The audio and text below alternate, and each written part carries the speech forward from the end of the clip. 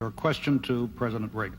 Mr. President, I want to raise an issue that I think has been lurking out there for 2 or 3 weeks and cast it specifically in national security terms. You already are the oldest president in history, and some of your staff say you were tired after your most recent encounter with Mr. Mondale.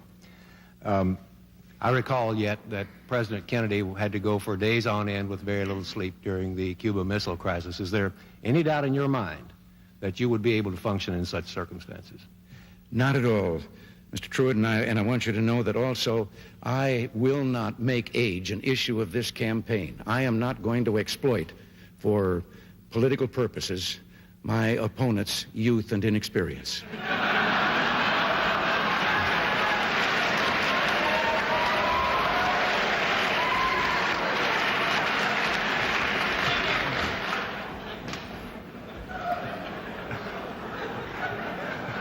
If I still have time, I might add, Mr. Truitt, I might add that it was Seneca or it was Cicero, I don't know which, that said, if it was not for the elders correcting the mistakes of the young, there would be no state. Mr. President, I'd like to head for the fence and try to catch that one before it goes over, but I'll go on to another question.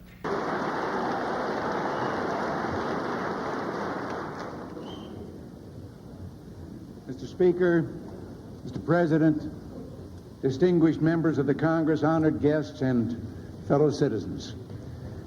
Today marks my first State of the Union address to you, a constitutional duty as old as our republic itself. President Washington began this tradition in 1790 after reminding the nation that the destiny of self-government and the preservation of the sacred fire of liberty is finally staked on the experiment entrusted to the hands of the American people.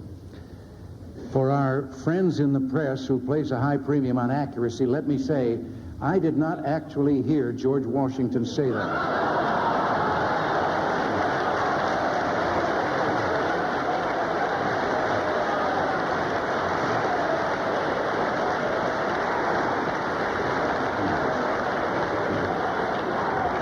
But it is a matter of historic record. On our way here in Air Force One, I was looking down over your countryside out here because most of the way from Oklahoma, I was looking down at clouds. And I could say that it reminded me of a story, but actually I wanted to tell the story whether anything reminded me or not. It was about a fella that was driving down a country road, and all of a sudden I looked out, and there beside him was a chicken. He was doing about 45, and the chicken was running alongside. So he stepped on the gas, he got it up to about 60, and the chicken caught up with him and was right beside him again, and then he thought, as he was looking at him, that the chicken had 3 legs. But before he could really make up his mind for sure, the chicken took off out in front of him at 60 miles an hour, turned down a lane into a barnyard. Well, he made a quick turn and went down into the barnyard too, and there was a farmer standing there. And he asked him, he said, did a chicken come past you? And he said, yeah. Well, he said, am I crazy, or did the chicken have 3 legs? And he says, yep, it's mine. He says, I breed 3-legged chickens. And the fellow said, for heaven's sakes, why? Well, he says, I like the drumstick, Ma likes the drumstick, and now the kid likes the drumstick, and we just got tired of fighting for him. And the driver said, well, how does it taste? He says, I don't know. I've never been able to catch one.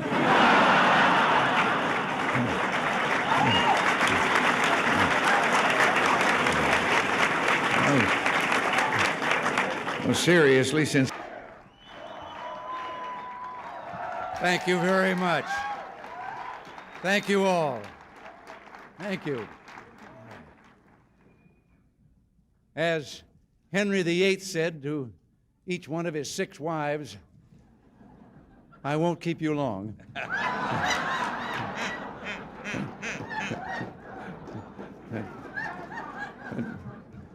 I spoke of the difference between our 2 countries. I try to follow the humor of the Russian people. We don't hear much about the Russian people. We hear about the Russian leaders. But you can learn a lot because they do have a sense of humor, and you can learn from the jokes they're telling. And one of the most recent jokes I found kind of, well, personally interesting. Maybe you might tell you something about their country. The joke they tell is that an American and a Russian were arguing about the differences between our two countries. And the American said, look, in my country, I can walk into the Oval Office, I can hit the desk with my fist and say, President Reagan, I don't like the way you're governing the United States. And the Russian said, I can do that. The American said, what? He says, I can walk into the Kremlin, into Brezhnev's office, I can pound Brezhnev's desk, and I can say, Mr. President, I don't like the way Ronald Reagan is governing the United States.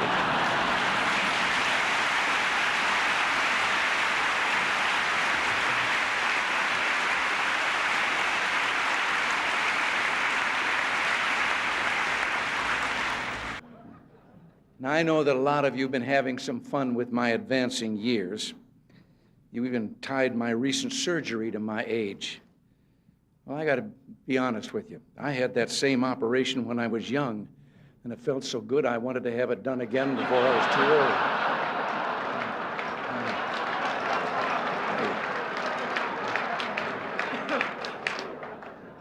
But I am aware of my age.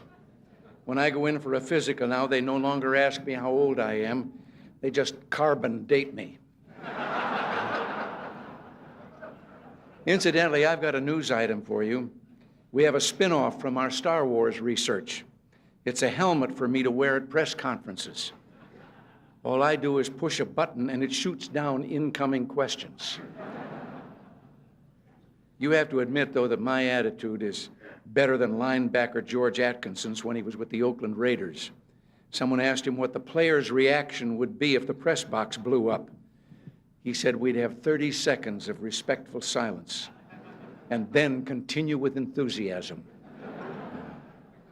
Now, honest, I don't feel that way. Maybe once in a while. Nancy, would you like to join me up here please?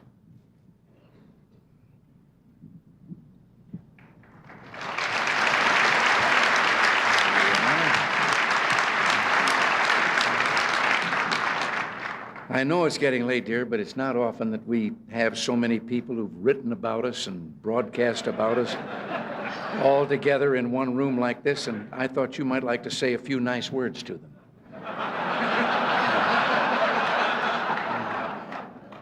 They're all from the press and radio and television. Maybe just a friendly little greeting would do.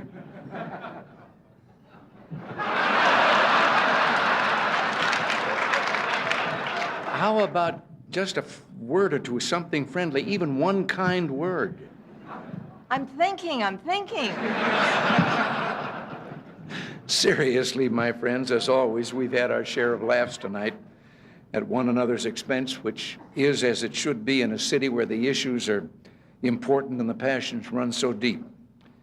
Maybe the fun and good nature of evenings like this is a good place to start. So thank you for your hospitality and thank you for inviting us. Thank you. All right. Thank you.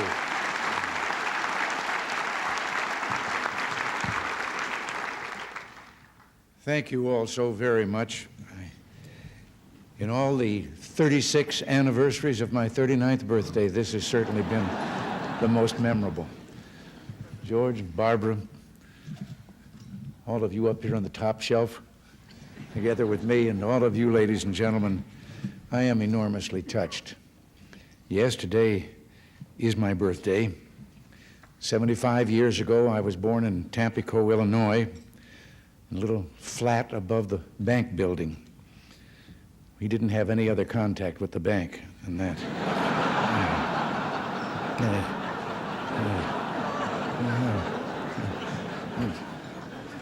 Now, here I am, sort of living above the store again.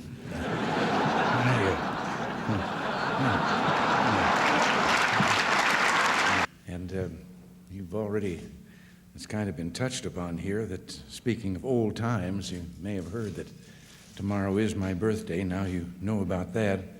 I prefer to think of it as the 36th anniversary of my 39th, but I'll be just about due for a midlife crisis. In fact, I'm thinking about a career change. Drop this political business and See if I can't do something different like radio or the movies. Well, maybe I'll give politics another 3 years. This time of the year always tends to be a summing up time for me. It's been swearing in time, and the new year every year, and a birthday, the 36th anniversary of my 39th birthday. I always think age is relative. There was once a very famous baseball pitcher, Satchel Paige, and no one quite knew how old Satchel was, but he still was throwing that ball. And somebody asked him about that, and his wise answer was, "How old would you be if you didn't know how old you were?" And that's how I came up with 39. Well, the late Jack Benny had something to do with that. He was 39 for more than 40 years. I can't close without one story about doctors that he will understand very well. Have you ever noticed how easy it is if you're introduced to someone at a party or a dinner or something and he's introduced as doctor?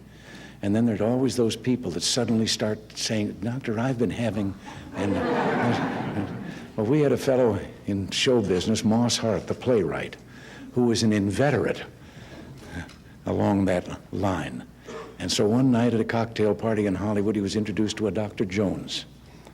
And almost immediately he started talking about, "I've been having this low back pain."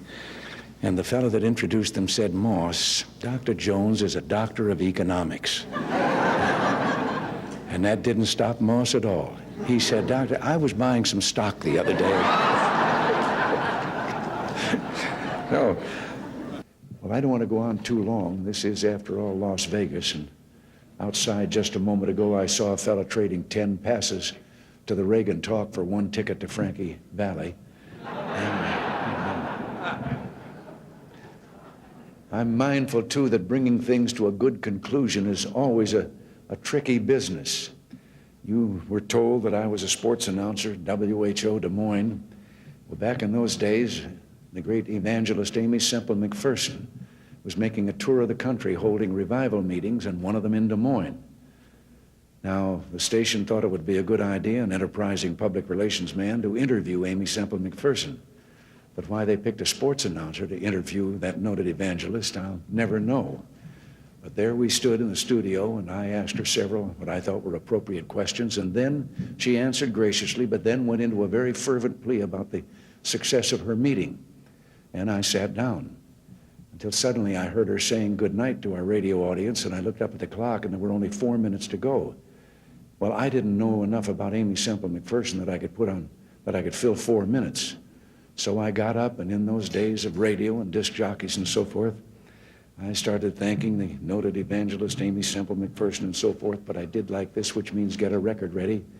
And the fellow out in the control room through the window reached out. There was always records around there for such contingencies, and picked one up and put it on the table. And I said, "Ladies and gentlemen, we conclude this broadcast by the noted evangelist Amy Semple McPherson with a brief interlude of transcribed music." I expected nothing less than the Ave Maria. The Mills Brothers started singing Minnie the Moocher's Wedding Day.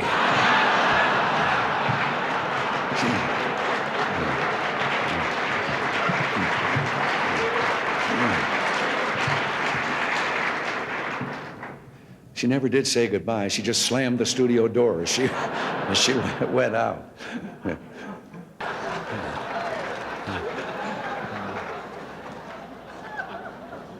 And by the way, on the matter of the INF treaty, I told the Senate not to worry about verification.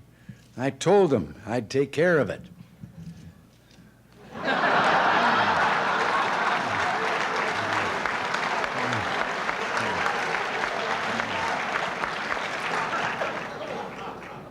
And while Gorbachev was here, I even made him write 100 times, "I will not cheat, I will not cheat."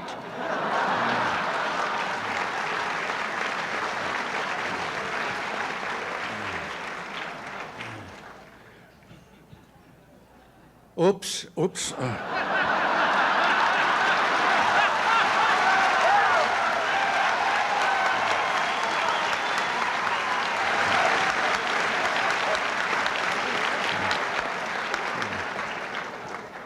Well, now, during my presidency, I've always emphasized diplomacy. But sometimes it comes to the point you have to use force in foreign affairs. And here I am, arm wrestling General Noriega for Panama.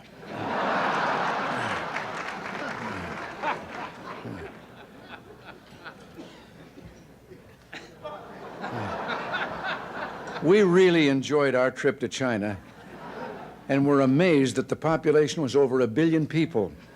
And as you can see here, the lines are terrible.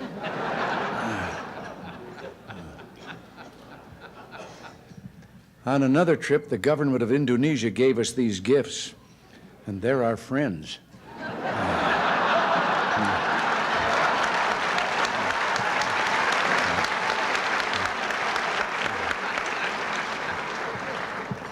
Actually, I love this shirt. I finally found something louder than Sam Donaldson.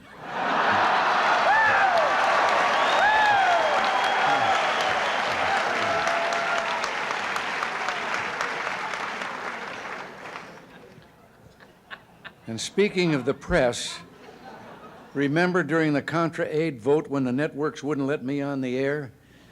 I bet you wondered how I finally got my message out.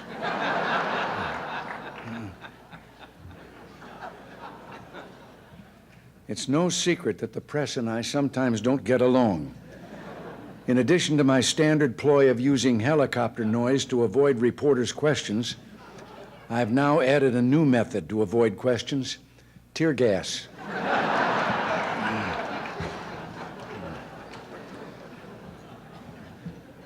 I've loved almost every minute I've been in office, although there were a couple of trips to the hospital. In case you're wondering what happened here, I had just said, "So, Don, you say you're going to write a book."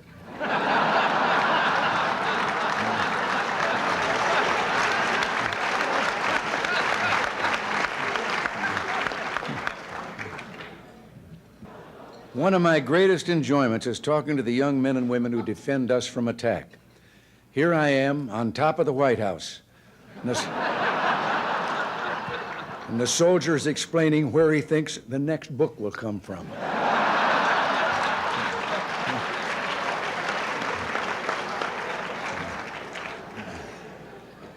It's fortunate that not everything has been spilled in these books, however. I hope the environmentalists never find out about this one. We used to fly Air Force One over Wyoming low and shoot buffalo from the window.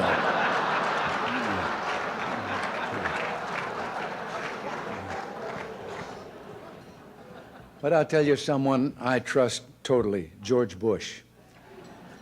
He's been a wonderful vice president, and he'll make an excellent president.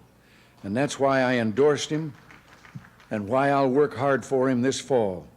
Here we are listening to one of his speeches.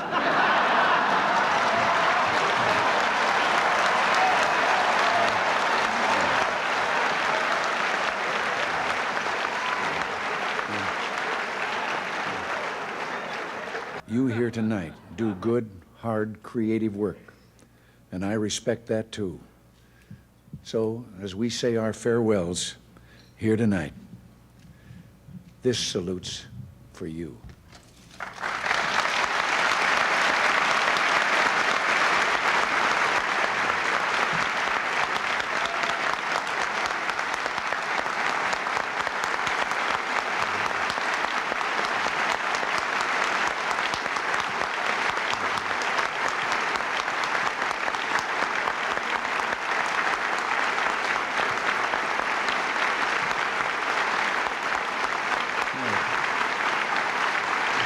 Now,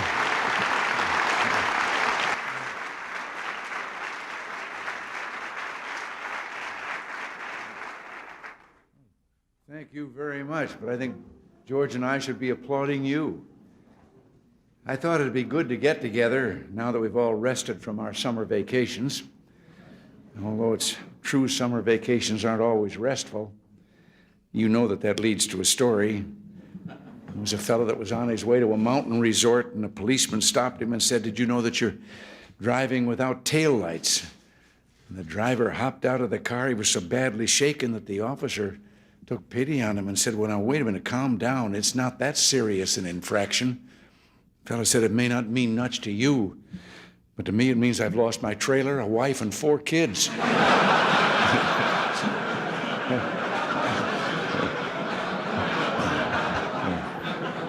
I was in Las Vegas some years ago to address the annual Farm Bureau meeting. And on my way to the hall, a fellow recognized me and asked what I was doing in Las Vegas. And I told him I was there, what I was there for. And he said, what are a bunch of farmers doing in a place like Las Vegas? And I couldn't resist. I said, Buster, they're in a business that makes a Las Vegas crap table look like a guaranteed annual income.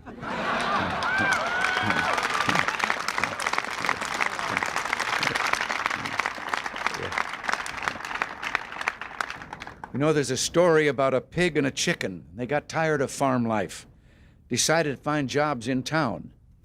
They no sooner arrived in town when a chicken spotted a sign in the window of a restaurant. It said ham and eggs, $1.25. The chicken suggested they go in and apply. And the pig said, wait a minute. For you, this job only requires a contribution. For me, it's a total commitment. You know, I can't resist. I'm accused, and certainly in some elements accuse me of too much of telling anecdotes and so forth.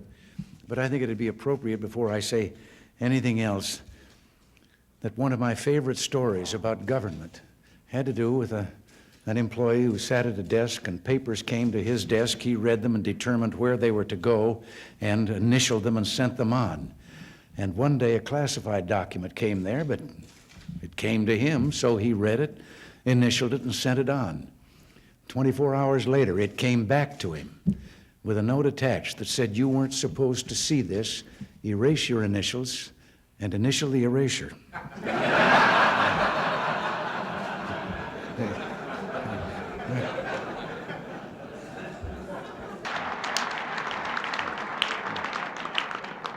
But even Howard Baker's writing a book about me. It's called 3 by 5, The Measure of a Presidency.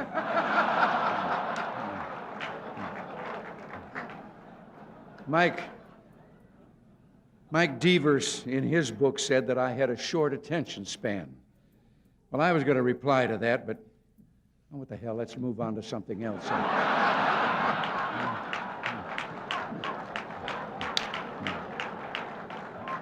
Now,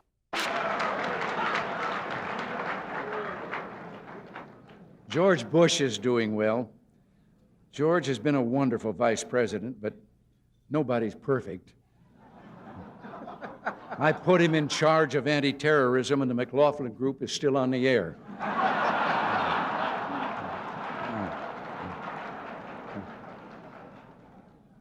But with so much focus on the presidential election, I've been feeling a little lonely these days. I'm so desperate for attention, I almost considered holding a news conference.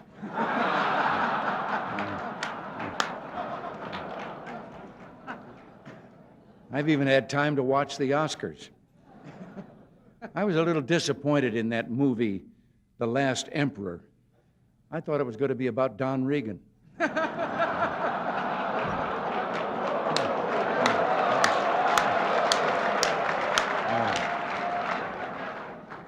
Now, one example is a story they tell. You know, you have to wait 10 years there for delivery after you order an automobile. And so a fellow had finally gotten the money together and was going to buy an automobile. Only about 1 out of 7 families have them in that country.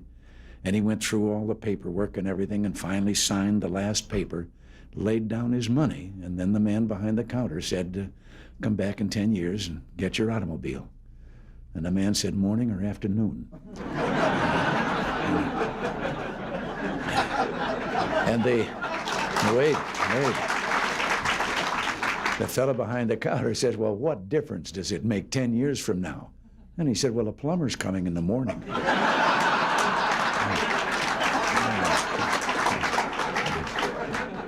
I know that some of you are no beginners when it comes to writing headlines.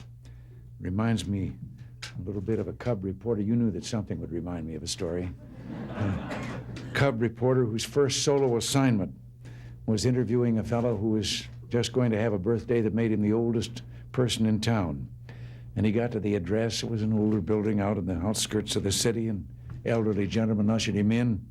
He sat down, and the reporter determined he was the man, and he said he was there for the interview, and he led right to the matter about how old are you, and the man said 96. He said, to what do you attribute your longevity? And the fellow said, I don't smoke, drink, or run around with wild women.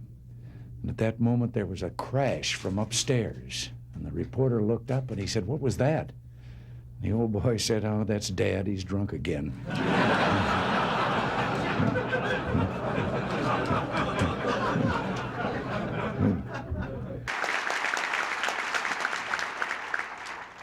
You know, there was a time that being a Republican in this area of the country felt a little bit like being Gary Cooper in High Noon, outnumbered in a big way. I remember the story of the fella here a while ago who was running for Congress as a Republican. He stopped by a farm to do some campaigning, and when the farmer heard he was a Republican, his jaw dropped, and he said, wait right here. He said, while I get Ma. She's never seen a Republican before. So he got Ma, and the candidate looked around for a podium to give his speech from. The only thing he could find was a pile of that stuff that Bess Truman took 35 years trying to get Harry to call fertilizer. So he got up on the mound, and when they came back, he gave his speech. End of it, the farmer says, that's the first time I've ever heard a Republican speech. Candidate said, that's the first time I've ever given a Republican speech from a Democratic platform.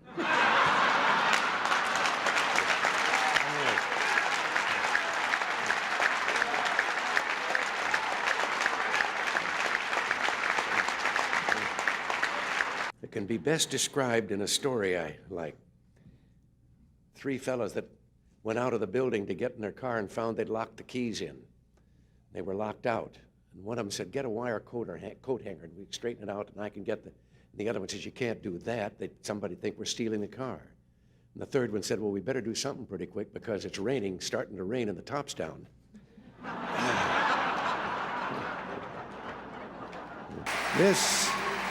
This convention brings back so many memories to a fellow like me. I can still remember my first Republican convention.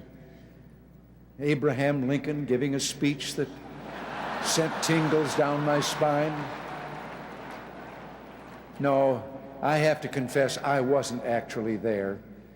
The truth is, way back then, I belonged to the other party. Seems that 25 of San Francisco's top bootleggers, this is a little story to illustrate what I've just said about candor. They were arrested back there in those days of the Volstead Act, and as they were being arraigned, the judge asked the usual question, of course, about their occupation.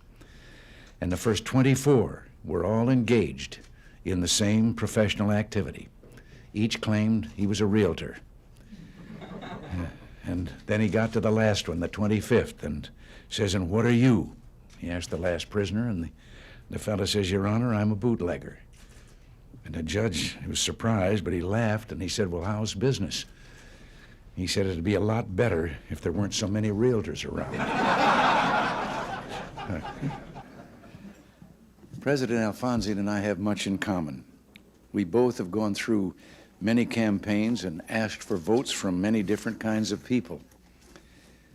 Down in Texas during the 1976 primary, they had me out knocking on doors. And I remember one kind of rural area. I'd been governor of California, but I wasn't all that well known in Texas, and I knocked on the door, and an old fellow in his undershirt and jeans came to the door, and I told him I was running for president, and having been in the occupation I'd been in for a number of years, I was kind of surprised when he asked me what I'd done for a living. And I told him I'd been an actor, and then he asked me what my name was. And I thought, well, maybe if I give him a hint. And so I said, well, my initials were RR. And with that, a face lit up, and he turned and he ran back into the house, and he was yelling, Ma, Ma, come on out here quick. Roy Rogers is outside.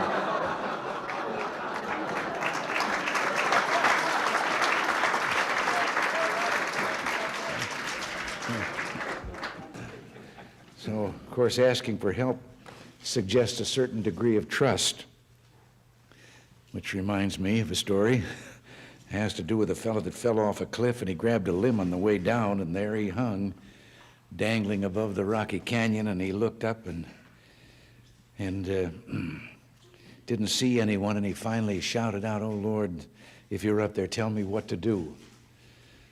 And a moment later, a voice came booming down from the heavens that said, "If you have faith, let go."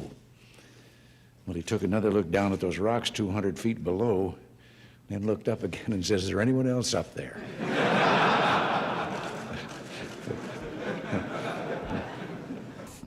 We're to the fourth cartoon. Now, this one, it's titled The Great Communicator, but as you can see, there's been some mistake there. They left the balloon blank, so I think that I will start filling it in.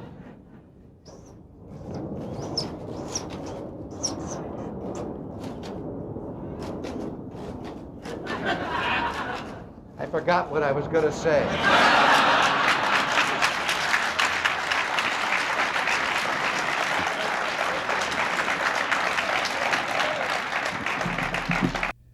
Reminds me a little bit of the story of the man that took his young son-in-law out and was going to introduce him to golf, and told him all that he had to do and teed up the ball, and the kid took a swing and he missed the golf ball entirely but hit a ant's nest there and into the air, and so lined up and took a crack at it, and again hit another gouge out of the ant's nest, and now there were ants flying all the way through the air, and as he lined up for the third try, 2 ants peeked out of the crater that he'd left, and one of them said, "If we want to survive this, we better get on the ball."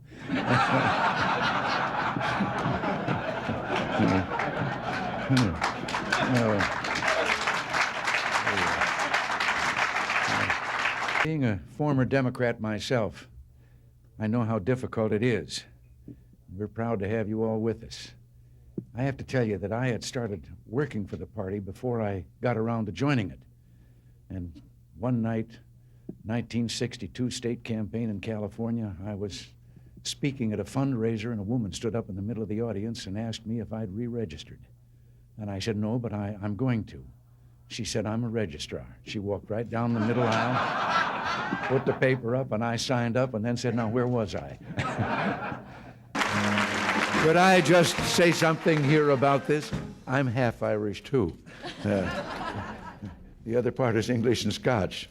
But I just can't help but telling you, and you can take this with you as I'm going to take this with me, that I was visiting Ireland and my father's ancestors' background and community and so forth, and then found myself on Cashel Rock, where St. Patrick erected the first cross.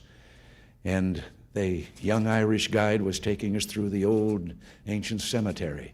And we came to one tombstone, and he proudly pointed out, and the tombstone was inscribed, "Remember me as you pass by, for as you are, so once was I.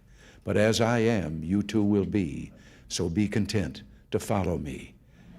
And this had proven too much for some Irish who had scratched on the stone underneath, "To follow you, I am content. I wish I knew which way you went." You know, so much of what we're trying to do, and so much of this, depended on real communications. And I can't resist. I've told this story before, and if some of you have heard it before, it illustrates communications. You'll have to forgive me, but life not only begins, or lumbago, I should say, not only begins at 40, but so does the tendency to tell the same story over and over again. But I've always thought of the importance of communication and how much a part it plays in what you and I, what all of us are trying to do. And one day, a former place kicker with the Los Angeles Rams, who later became a sports announcer, Danny Villanueva, told me about communications. He said he'd been having dinner over at the home of a young ball player with the Dodgers. The young wife was bustling about getting the dinner ready. They were talking sports, and the baby started to cry.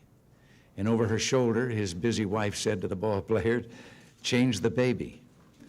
And he was a young fella, and he was embarrassed in front of Danny, and he said, "What do you mean, change the baby? I'm a ball player. That's not my line of work."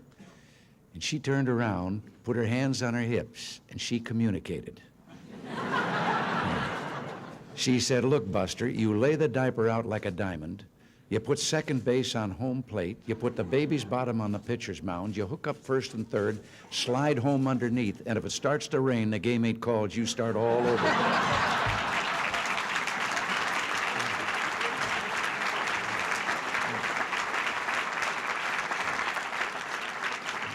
Something else I have to interject here, although this is not an occasion for humor. But I've had a kind of a hobby lately of collecting, by way of dissidents, stories that are told behind some of those iron curtains and those iron walls by the people themselves, showing their own cynicism about the system under which they're forced to live. And one recently that I heard had to do with 3 dogs that were having a conversation, an American dog, a Polish dog, and a Russian dog. And the American dog was telling them about how, well, he barks, and then in our country, his master gives him some meat. And the Polish dog said, "What's meat?" And the Russian dog says, "What's bark?" It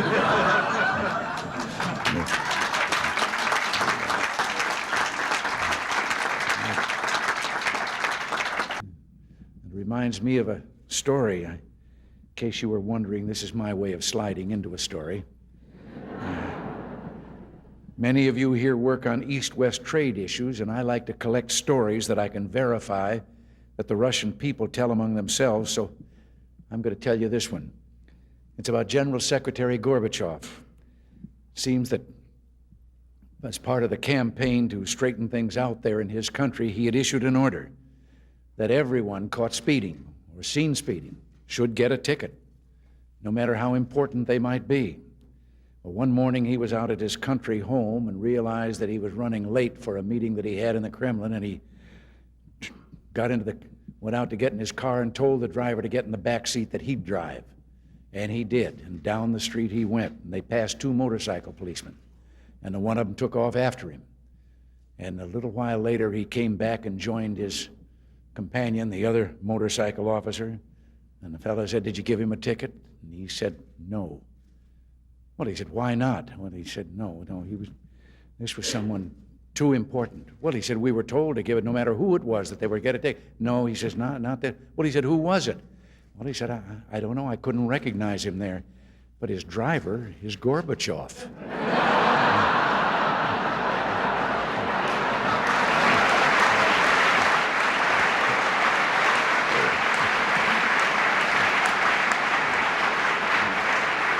I have to tell you right here, I have been collecting stories that I can absolutely establish are told by the people behind the Iron Curtain in the communist bloc. And they're stories that reveal their kind of cynicism about the system under which they live. And one of the more recent ones that I heard was about the man walking along the street at night, Moscow. Soviet soldier called to him to halt. He started to run. The soldier shot him. And another man said, "Why did you do that?" Well, he said, "Curfew." Well, he said, "It isn't curfew yet." He said, "I know. He's a friend of mine. I know where he lives. He couldn't have made it."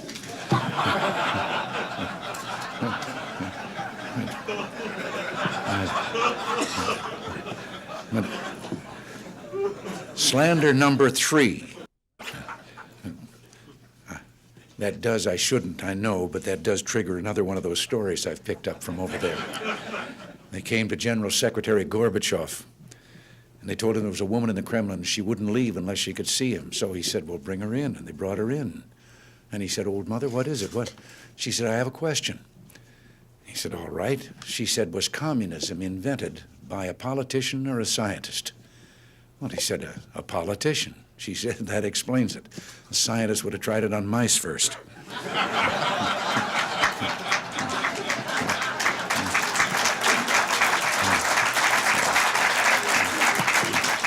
You know, there's a story about a young fellow from the city who hired out to work on a farm during the harvest season. And the first morning, everyone was up well before dawn. The new hired hand and the farmer made their way in the dark out to the oat field, neither one of them saying a word. And finally, the city fellow asked, what kind of oats were they going to cut? Wild oats or tame oats? And the farmer, a little surprised, said, "Well, tame oats, of course. Why do you ask? Well, he said, I was just wondering why we're sneaking up on him in the dark. There's a story, and I understand it's true. It's about a newspaper photographer out in Los Angeles. Kind of reminds me of Howard. He was called in by his editor and told of a fire that was raging in Palos Verdes. That's a hilly area in the southern part of Los Angeles County. And the photographer's assignment was to rush down to a small local airport, board a waiting plane, go out and get some pictures of the fire and be back in time for the afternoon edition. Well, he raced down the freeway, broke all the traffic laws, got to the airport, drove his car to the end of the runway, and sure enough, there was a plane revving up its engines, ready to go. He jumped in the plane shouting, "Let's go," and they were off. At about 5,000 feet, he began getting his camera out of the bag, told the fellow flying the plane to get him over the fire so he could get his pictures and get back to the paper. And from the other side of the cockpit, there was a deafening silence. And then he heard those words he will always remember. "Aren't you the instructor?"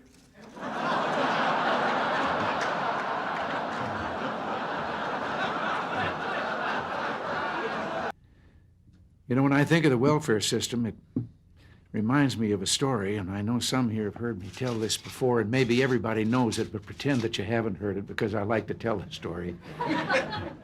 It's a story about the parent with the two children and two sons, and one of them was a dyed-in-the-wool pessimist, and the other one was an incurable optimist. And they thought they were both so unrealistic that they talked to a psychiatrist about it, and he said he thought he could solve the problem. And they said, well, what? Well, he said, let's get the most magnificent set of toys any boy ever had, and we'll put him in a room. We'll take the pessimist there, and then we'll turn him loose, and when he sees those toys and knows they're all for him, he'll get over being a pessimist. Well, he said, what are you going to do about the optimist? Well, he said, I have a friend who's got a racing stable, and he said, we can get quite a quantity of what they clean out of the stable, and we'll put that in another room, and when the optimist has seen his brother get those toys, and then he gets that, he'll get over being an optimist. Well, they did it. Finally, after a period, they then went in and followed in where the boy was with the toys, and he was sitting there crying. And they said, what are you crying about? He said, well, I know somebody's going to come and take these away from me. And they went down to the room with the optimist, and he was on that top of that pile of stuff, and he was throwing it over his shoulder as fast as he could. And they said, what are you doing? He says, there's got to be a pony in here somewhere.